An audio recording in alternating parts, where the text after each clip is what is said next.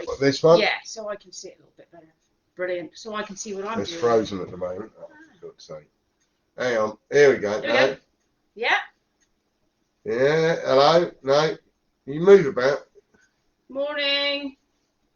Hopefully it's working now. We keep freezing, so we're hoping that, well, it's freezing here, so it might be that's why it's freezing. Yes. But hoping that there are some of you coming live now. Is there anybody watching, Dave? If you see this pulsating line up the top corner, which I think it might say that there's 3 on there at the moment. So good morning. So today is short crust pastry day. Right, Mary Berry, I shall leave you alone. Lovely. Thank you for your technical expertise, David. I've been yelling from one end of the shop to the other because I couldn't get it to work. Just having a look to see how many we've got on board at the moment. Blimey, 31. So it's hello from Nicola Morecambe, hi from G. Oh, Giles Farm Fam, blimey, they're all up at them this morning. I'm here. There's 25 watching. Morning, Millie's here and ready. Right, okay, so what time is it? We've got a minute to go. So, you know, first things first, you know, the most important thing is to make sure that your area that you're cooking in is clean. So if you want to make sure that you get yourself some spray or some hot soapy water and just wipe your surfaces down and make sure that it's clean, and then to wash your hands, we'll be ready to go. So I've prepared and I'm ready to go. So I've got my spray just to make sure that, because we're going to be rolling out pastry this morning, we don't want to have any germs on it. That would not do, would it?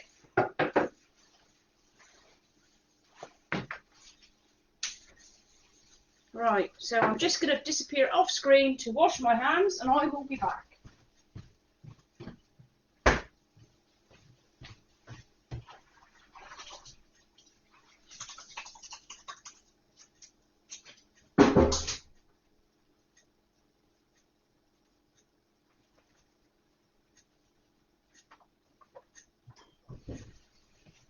Now, also the secret to making good pastry is cold hands. So I've just washed my hands, but they're still quite hot. So I'm just going to run them under the cold tap now, because you need to make sure that the ends of your fingers are nice and cold.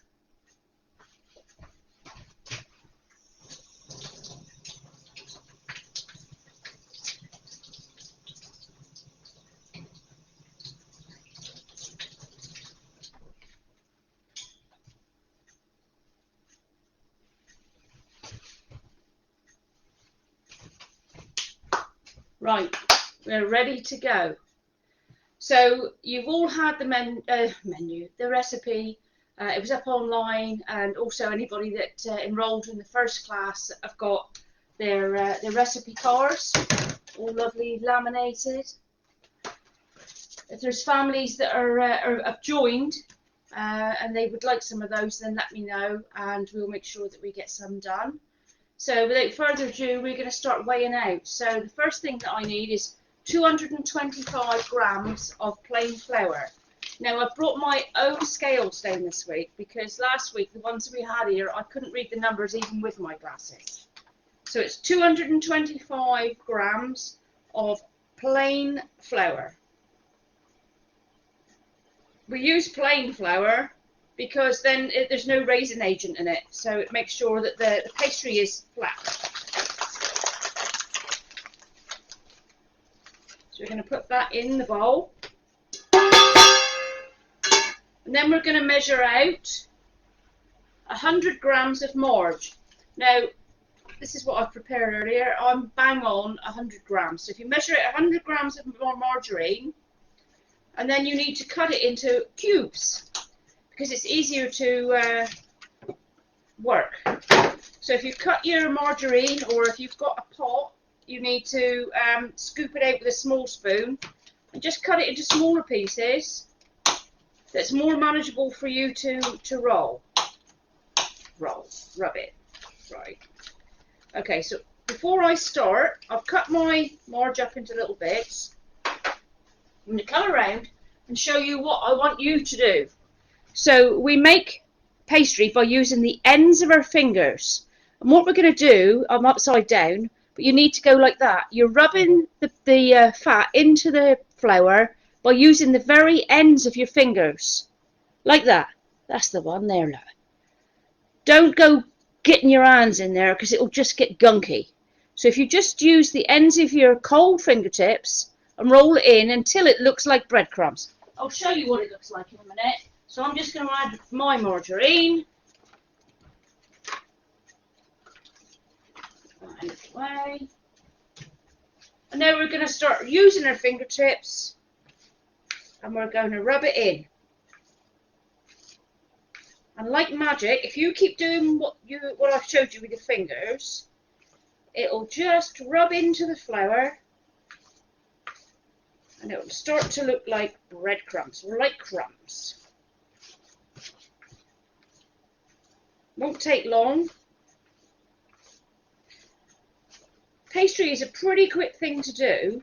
Now, one thing that we're not going to do today is we're not going to add any salt, because we're going to use the leftover pastry from the quiche to make jam tarts, and you don't want salty jam tarts.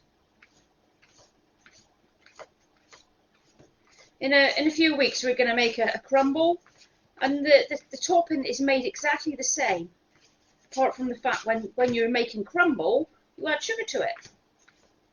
So if you rub your hands together to get as much off as you can,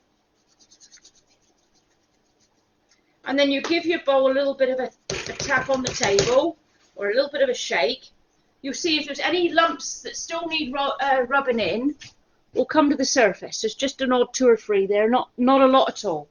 So I'm just going to give that a final rub in, and then we're ready to make pastry.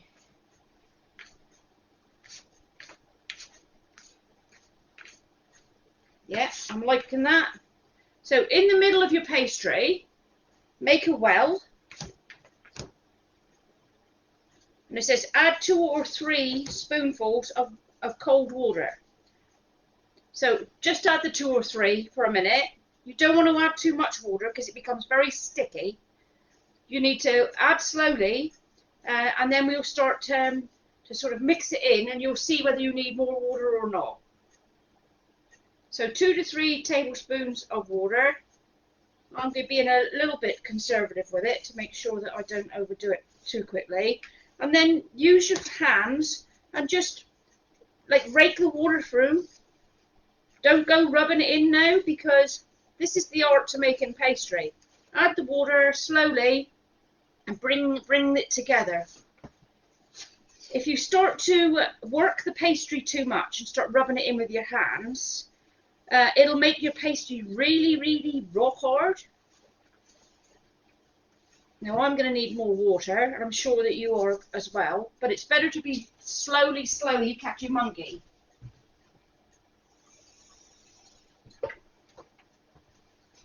Just going to put a little bit more water in there, a little bit at a time. We're in no rush. We've got to make sure that we get this right. And keep using your hand and going around, because all the time the dry mixture is picking up the wet. You can see that it's starting to get a bit lumpy. It should be getting a bit lumpy in your bowl now. I think that's mostly going to be it for me. So gradually add the water and bring it together. Yeah, just a little bit more, and I'm done. Right, so now it's starting to plug together. You can see that the more I roll it, the more that it's starting to become a big mass. So like last week we made bread dough for the pizzas, and we made it into a ball, and we needed a lot of it because we wanted it to be to rise, and we needed to make sure that the yeast worked. But with pastry, the less you use it, the less you work it, the better your pastry will be. So there you are. Look, so we've got one whole piece of pastry in there now. So I'm just going to put that into a little sort of ball in the bottom of my bowl. And now if you put that into your fridge just let it rest while we're doing the toppings. It gives the pastry a chance to rest, and it won't be so elasticy when you start to roll it out. So we're going to let that have a little nap. Remember, we need to keep clearing up after ourselves. You need to wash your hands now as well, because I suspect you're a bit sticky.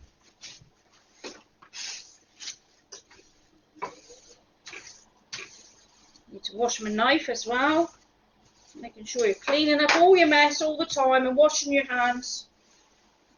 It's always good to make sure that your hands and that are clean.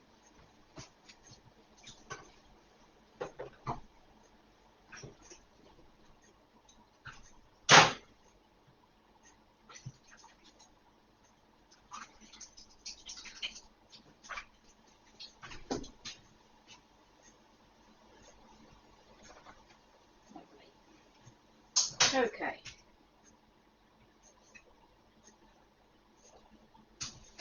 So I bought grated cheese. If you haven't grated your cheese, now is a good time to get it done. I've got a chopping board because I'm in a professional kitchen. So green ones are for the veg, but if you haven't got one, don't worry about it. Can't help it. Let me see, what am I going to do first? So I've picked today. I've got mushrooms, and I've got onion, and I've got ham, and I've got the grated cheese, and I've got an onion to slice in a minute. So really what you want to put in there is up to you. It's your favourites. I mean, you could put a tablespoon of baked beans in there if you wanted to, and turn it into sort of like an all-day breakfast. You can cut little thin strips of cooked sausages to put in there, whatever you fancy, just to make sure that you're going to eat it. So I'm going to slice up a couple of mushrooms. Now, I seen a chef on television last night, and he said if you're buying supermarket mushrooms, they just shouldn't need to be peeled. So mine are clean and white, so I'm not going to bother, and I'm going to cut them into little slices.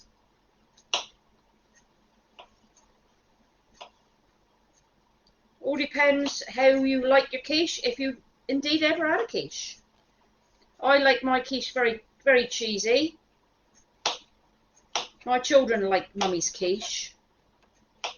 One of my children's on here, maybe making one this morning. Maybe trying to replicate her Mummy's quiche, how about that? Okay, so they're lovely white mushrooms. I've got a half of an onion because I've got a big onion today. Now, somebody said last week while we were cooking, if an onion makes your eyes water, to stick a spoon in your mouth and suck the spoon while you're cutting the onion. Now, I haven't tried it, and last week my eyes didn't water at all anyway. So, if you do, make sure if you're rubbing your tears away, you ought to wash your hands again. So I'm going to slice this small. Now, hopefully you've got a responsible adult with you. If you're a younger person, and they should be helping you with this. I don't want any little fingers cut and bleeding everywhere. That's the last one you want. Tears today, no. Tears from the onion, yes. From you cutting onions, no. So I'm just cutting it right through in slices. While I'm doing that, I hope you all enjoyed your pizzas last week. I loved the pictures, absolutely brilliant. We had so many pictures and the cheesecake and what have you, and so many interesting toppings on the cheesecakes. I liked all the ones with the chocolate on it. I'm a bit of a chocoholic. So Maltesers and things. So this week we're going to make jam tarts as well. So they'll be lovely. And I think as we're coming towards Pancake Day, whatever the Saturday is before Pancake Day, I think we might actually make some batter and we might toss some pancakes. And I'll teach you different fillings for your pancakes that maybe that you've not tried before, some savoury ones. So nearly chopped all my onion up. I'm going to have a quick look at the messages in a minute to make sure that I'm not going too fast and that everybody's all up and ready to go to the next butt.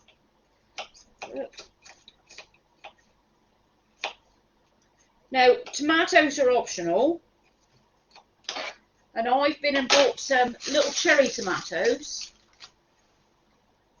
And what I'm going to do is cut them in half, and I'm going to put them on the top so it looks like spots on the top of my quiche. But you don't have to have tomatoes. I don't really know how many I'm going to want, but I'll cut a few up in a minute.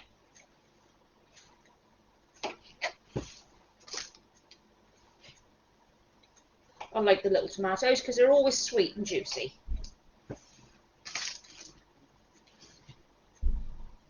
Yeah, I think that'll do. So I'm going to move that out the way. With the rubbish.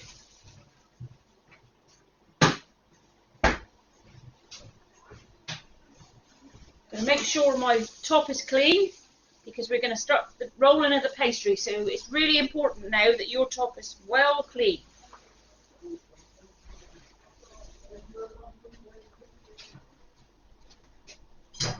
So I always use a sponge tin when I'm making a quiche, because the metal gets really hot, so it makes sure that you don't get a soggy bottom. Now with this recipe, it's not telling us to blind bake. Blind bake is when you put the pastry in there and you fill it with paper and dried peas. But we don't want to do that today because it's going to take too long. So I've picked a recipe where you cook straight away. But a metal tin is pretty good to do this with, because the heat conducts into the bottom and cooks the pastry a lot quicker. So we'll put that one there. Now we need to get our pastry out the fridge. Saddle on that. So I tested this recipe out last night, and it used about half of the pastry to do the bottom.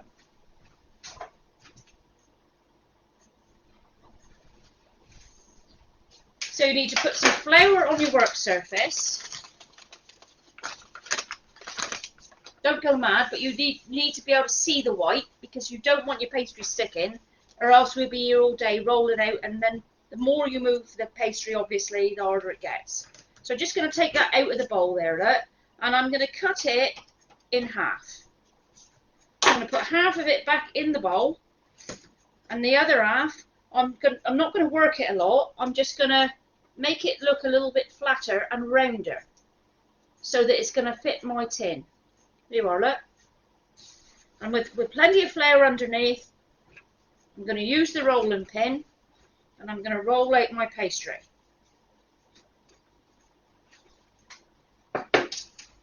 Keep moving it and turning it, so that you make sure that you keep the circle, really.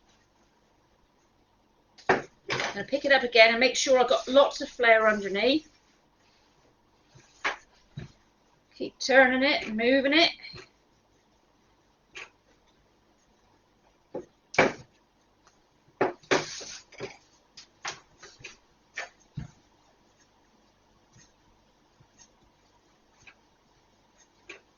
How's it going out there? Is your pastry getting bigger? Now we don't want it to be too thick, because obviously the thicker the pastry, the less it's going to cook underneath. I'm going to cut a little bit off of mine at the edge in a minute, so you can see how thick my pastry is.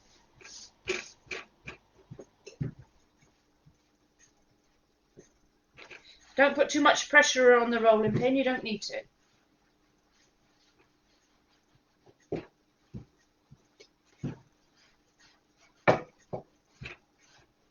Okay, so I'm just going to cut a little bit off the end here, and come around and show you the thickness of the pastry. So it's not overly thick. You can see it in my hand. I don't know, is it maybe 5 mils? I'm sure somebody will tell me. Hi from Evie. Evie's joined us this week. Kian's in. Hi Natasha. Jack and Brad are here. Morning, Shelley. God blimey, there's lots and lots of people on today. Hello, Chef. There you are. That's from Portugal. Blimey. Chris is in. Morning, Gino. Margaret. Hello from Margaret. Right, so I think that my pastry is nearly there. So what I'm going to do is I'm going to take my tin, and what I'm going to do before I cut anything is I'm going to fold it into 4. So I make a triangle. And if you put that into the middle of your dish and then unfold it, you'll see if you've got enough pastry to fill your container. Hopefully you have. If you haven't, you can either rob a little bit if you've got some over the side like I have, and I've got a little bit that I need to put in there. So what I'm going to do, with the bit that I'm missing on that corner, I'm just going to take a little bit from somewhere else where there's too much, and I'm just going to press it in so it becomes a part of the pastry wall. And you need to make sure that using the flat of your finger, push the pastry into the wall of your tin so that it's nice and squared off at the bottom. Squared off, she says, as she's making a circle.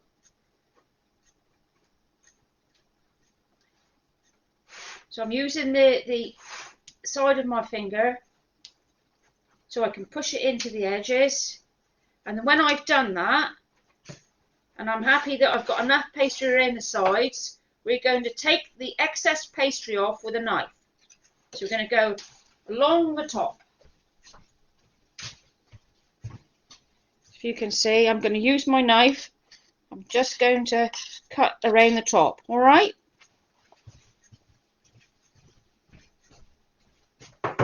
So if you cut it around the top, right around,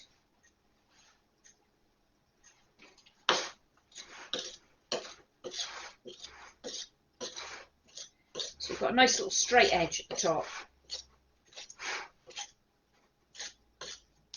And all the little bits, just put it in the bowl with the rest of your pastry, because that's going to be a jam tart in a minute.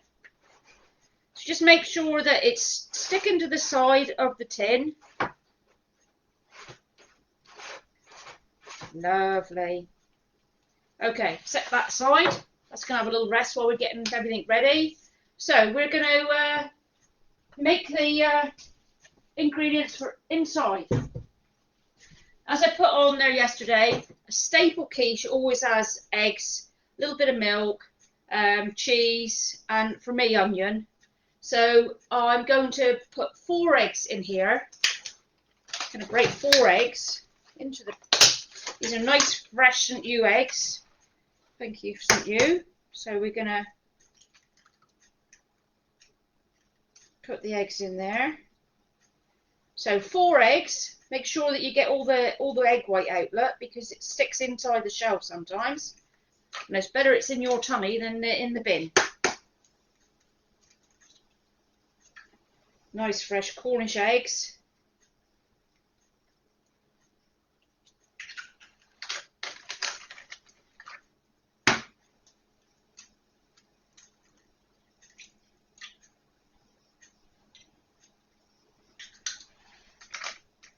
So when I was young, we used to have to break an egg separately into another bowl and then transfer it, because sometimes the eggs were off.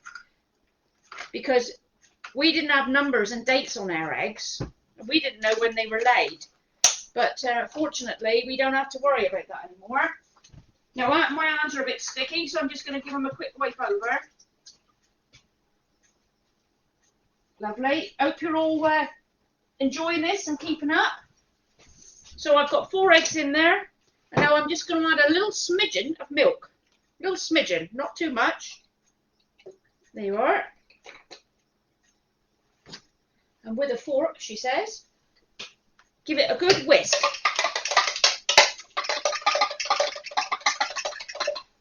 So it becomes a great big orange gloop.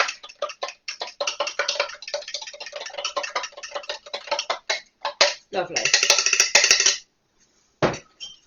So I use my jug for my mixing.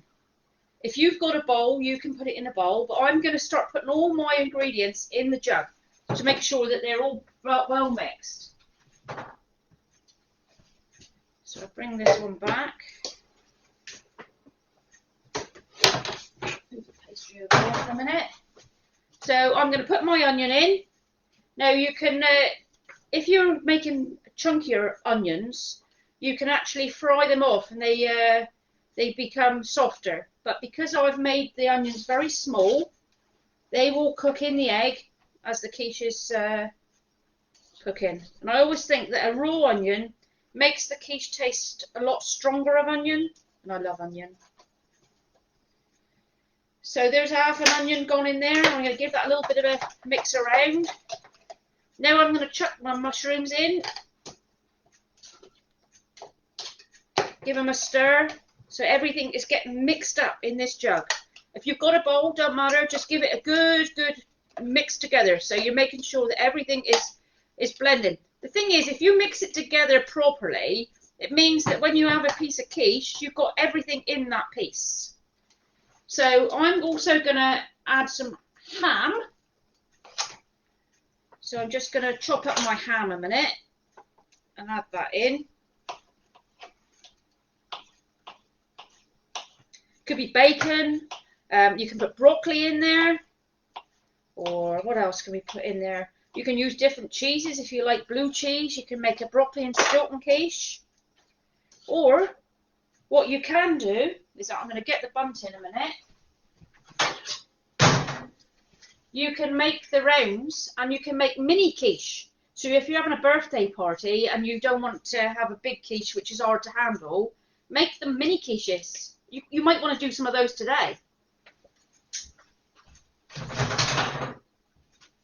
So I'm going to put the ham in the mixture.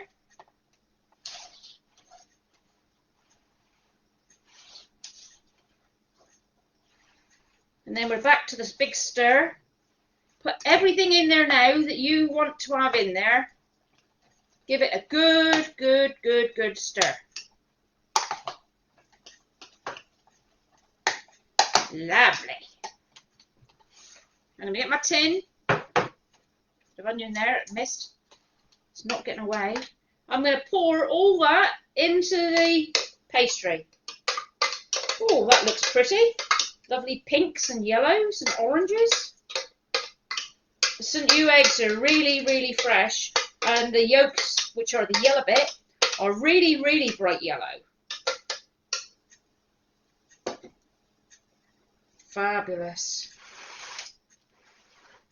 Now flatten it out so that it fills the quiche base completely. And if you're putting any tomatoes or anything on the top, now is the time to do it. Oh, bits of ham. Make sure you get all your ingredients out of your bowl or your jug.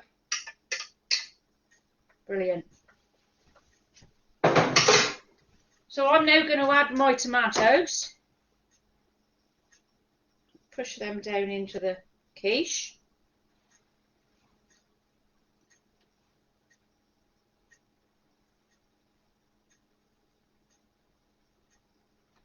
Lovely.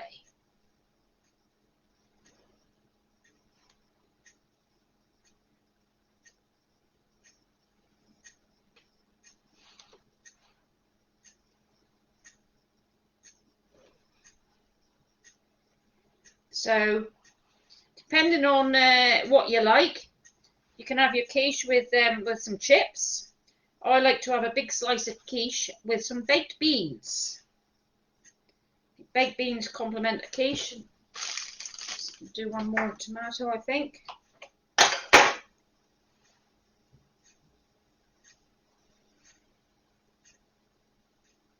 Okay, so technically, either with tomatoes or without tomatoes, your quiche should look like that. Now I can't tip it up too far because the egg's very fluid at the moment. The lot will tip out, but you can get the gist. So I put tomatoes on mine, but it doesn't matter if you haven't got tomatoes or you don't want tomatoes. So that's ready for cooking. So if you've got your oven already turned on, then put it in. If you haven't, don't worry about it. I'm going to have a quick turn over. So it should be on 190 or gas mark 5. So you can set that aside if you want to cook everything together, but put your oven on to make sure that you get that one cooked, because I'm sure a lot of you will be lunching on that. Let's move all the savoury stuff out the way now. This is the fun bit, and I'm going to show you some I made last night. and I've cleaned up my mess.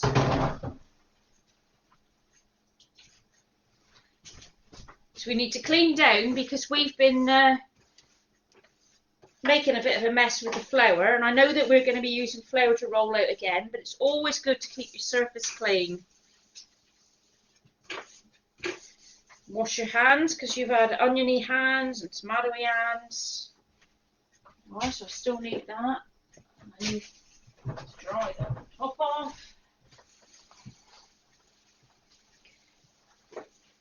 So next week is one of my family's favourites. It's Cowboy Hot Pot, and it's something that we do quite a lot in the summer when we've had a barbecue, because we always cook too many beef burgers and too many sausages. So we put them in the fridge and let them go cold for the next day, and then we slice them up and we make something called Cowboy Hot Pot. And I know that you're all going to like this. And we're going to make flapjacks, which will be fun. Right, hands are washed and cleaned. Flour is coming out. Right, so we're doing the same as we did before, putting plenty of flour on the table so that the pastry won't stick to the table. So I have got peach and prosecco jam and a little bit of strawberry and prosecco. That's because my children bought it for me. I'm not a lush, really. Right, so did I put cheese in my quiche? Did I put cheese in my quiche, people? I'm not sure that I did. Hopefully you've put your cheese in. Somebody's screaming at me, I expect. Have I put the cheese in the quiche? Naomi's on. Do I have to cook the bacon before? Yeah, it's better if you cook the bacon. Posh jam. Yes, it is posh jam. Now, I suspect that I didn't put my cheese in my quiche. Don't worry, because what I'll do in a minute is I'll scoop it back out, put the cheese in and put it back in. But sometimes even the best chefs make mistakes. Now, because I have got cutters and I've got a baking tin, this is how I'm going to make my jam tarts. But I'm conscious that some of you might be a little bit worried because you haven't got the right things. So you can cut things out with the top of a mug if you haven't got proper cutters like I've got. And I'm going to teach you how to make jam tarts without having the bun tin. But I'm going to put a call out. So if there's any of you that haven't got a bun tin, let me know. I'm going to put a call out. And anybody that's got some at home that they're not using, perhaps they might give them to me to give out to you. So you need your pastry back. I'm only going to do a few of the jam tarts because I made jam tarts last night. So I'm just going to use a small bowl, but you've got still quite a bit of pastry there. I know Naomi's going to make a bacon and egg tart today as well, I believe, with her pastry. So like me, she's not going to be making very many jam tarts. So roll out your pastry. Nice and thin, like I showed you with the quiche.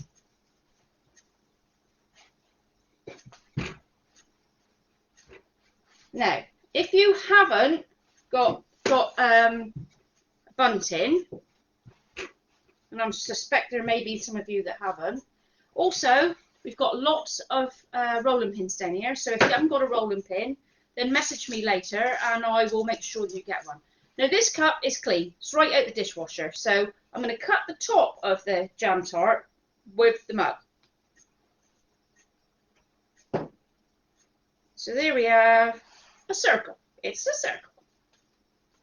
Now if you haven't got any jam tart cases, have a piece of tin foil and put the pastry on the top. I'm going to come round now. Put the pastry on the tin foil.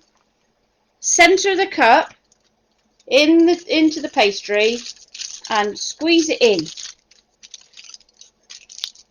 So it's sticking to the cup. Now just take the cup out gently. She says. Should have maybe put a bit of flour on the mug. That would have helped. Yeah, there you go. And you've got a little tart case. So you can put the jam in those. And I'll show you one that I cooked last night. Obviously, it's not going to be overly neat because it's really hard to do that. But this is one that I did like that last night. So there's a jam tart I made using that method last night. You can peel the tin foil off and you've got a jam tart.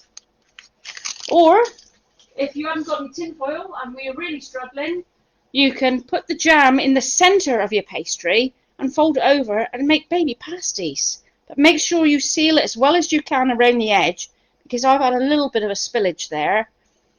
But yeah, little baby pasties. They look really cute. You might want to do a bit of everything today. So there's one I've done. So I'm going to use my cutters because I've got cutters. Now, these come from Poundland, I think, and I know Poundland's not open at the moment, so, you know, one of the other stores that is open. But they're not very expensive, and it's good to have them. It's something that you have and you'll use a lot. So I'm going to use that size, which is more or less the same size as the mug, maybe a little bit smaller. And I'm going to cut out some pastry shapes. Put them into the little buntings and you just press them down. So come round again. So with the bunting, I'm just going to put the little disc on the top and then I'm going to press it down with my fingers, and it gradually fits the size of the pan. So you need to do that and try not to be rolling the pastry too much. As I say, it gets tougher and tougher every time you roll it out. So I'm just going to see if I can get one more out of that bit. So when you've got as much as you can out of the pastry, that's the time that you scrunch it back up, but don't go kneading it too much. Just squash it a little bit and then roll out again because it'll all blend together again. So I'm not going to do 12 because I don't need 12. Dave will be the side of a house else. So you can also use lemon curd. Lemon curd is a favourite. And you put just about a teaspoonful, and I've got a bigger spoon, but a teaspoonful of jam. Don't overfill them because if you do, it just goes over the top and makes a darn mess. I'm gonna get in there. Right, so we're going to be doing just an orange one for a minute. I can't put that in there. So about this much jam. So it's like a teaspoonful of jam. So when that gets hot and the pastry cooks, it'll level out. So you've got 12 of those to do. Hopefully you'll make 12 and you might have a little bit left to actually have a go at making one of those little pasties and things. So I'm more or less caught up here because you're going to be ready in a minute to start cooking. So I'm just going to show you the jam tarts that I did last night. So we've got the peach ones and the strawberry ones. I'm afraid to tip it up too far, but you can get the gist. And there's the little pasties in the middle. So you can have a little tea party this afternoon. You should be able to make at least 12 jam tarts out of that. And also, I made a quiche last night, so Dave is going to have quiche for dinner and quiche for tea. There you are. Look, so that's one I made last night. The pastry's all nicely cooked. Got my tomatoes on the top because I think it just makes it look nice. And I'm ready to slice a piece of that. So let's just cut it now. This one's nice and cold because it was made last night. It's been in the fridge. I put bacon in this one yesterday because I had more time and I cooked the bacon in the morning. So there you are. There's a nice piece of tasty quiche. Hopefully yours will be the same shortly. I'm going to have a quick look at the messages now to see if there's anything I need to such top tips this week. Oh, that's good. I'm so pleased with that. Brilliant hack. Oh. Michelle says, thank you. My girls are making us quiche for dinner today using ingredients we received from the community larder. That's fabulous. Yeah, so hopefully you're all caught up now and you've got all your jam tarts in. and you're ready to put your quiche and your jam tarts in the oven. The quiche is going to take about 50 minutes. It's going to be just under the hour, I should imagine, and make sure that it's nice and brown on the top, but not burnt. Your jam tarts are going to take maybe 15-20 minutes, but that's going to be it. So if you put it all in together, halfway through the cooking, you need to make sure you check on your jam tarts, because they will be black. And the Queen of Hearts burnt her tarts, so we don't want to go down that route.